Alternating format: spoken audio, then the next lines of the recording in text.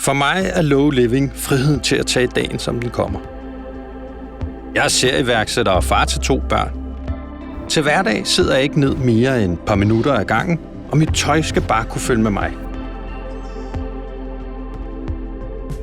Jeg skal kunne løbe en tur, tage til møder og hente ungerne i samme t-shirt, uden den lugter, for svedpletter eller krasser.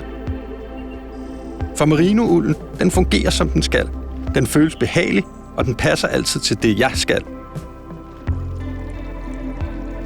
Og designet, ja, det er klassisk og enkelt.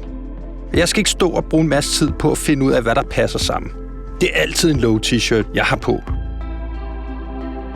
Merinould er bare lidt bedre end bomuld. Det tilpasser min kropstemperatur, og det er meget behageligt at gå med. Den føles behagelig uden at virke for varm, og den følger med mig hele dagen. For jeg ved aldrig, hvad dagen bringer. Men med low er jeg altid klædt på til lejligheden.